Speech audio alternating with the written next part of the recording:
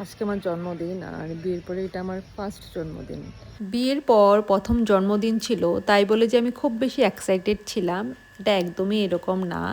আমি আমার জন্মদিনটাকে বাকি অর্ডিনারি দিনের মতোই কাটাতে চেয়েছিলাম। আর জন্মদিন মানেই সকালবেলা উঠে ঠাকুরের কাছে প্রার্থনা করা যে, "ঠাকুর তুমি আমাকে যতটুকু দিয়েছ অনেক ভালো দিয়েছো এবং আশা করি আগেও আমার সাথে তুমি এইভাবেই থাকবে।" তারপর পুজো দিয়ে রেডি হয়ে গিয়েছিলাম লাঞ্চ করার উদ্দেশ্যে, কিন্তু হঠাৎ করে এত বৃষ্টি আসলো যে আমি আর আমার হাজব্যান্ড চিপস খেয়ে পেট ভরাতে হলো। তারপর একটু বৃষ্টি কমাতে বের হয়ে গিয়েছিলাম লাঞ্চ করার জন্য। আর জানো, আমাদের গেটের বাইরেটাতে অনেক জল জমে যায়, তাই এইখানে একটা ইট দিয়ে আমার হাজব্যান্ড ছোট্ট একটা ব্রিজ বানিয়ে দিল আমাকে রাস্তা পার করার জন্য।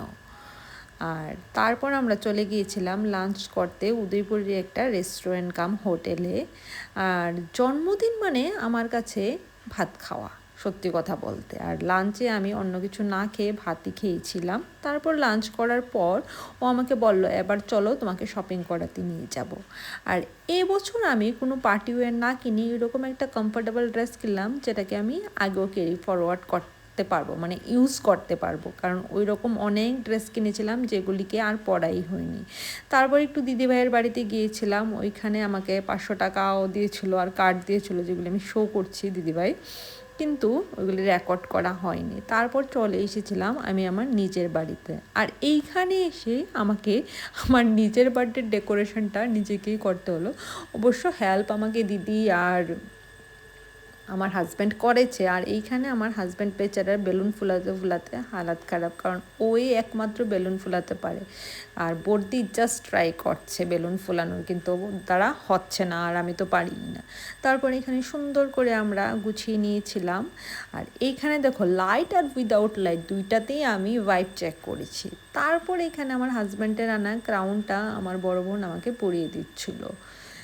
জানি না মানে কি করে কারোর রানী হওয়া যায়, বাট আমার হাজব্যান্ড লিটারেলি আমাকে রানী বানিয়ে রেখেছে বিয়ের পর থেকে। আর এইখানে দেখতে পাচ্ছ আমি দুটো কেক কাটছি, একটা কেক আমার হাজব্যান্ডে নিয়েছিল আর একটা কেক আমার মা বাবা আর আমার বড় বোনে নিয়েছিল।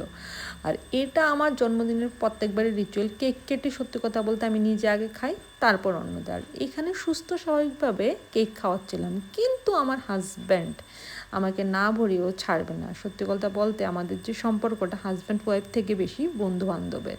তারপর মনে পড়লো যে আশীর্বাদই তো করা হয়নি, তারপরে এখানেই সবাই মিলে আমাকে আশীর্বাদ করলো আর অবশ্য গিফটও দিয়েছিল, অতটুকুই ছিল বার্থডে।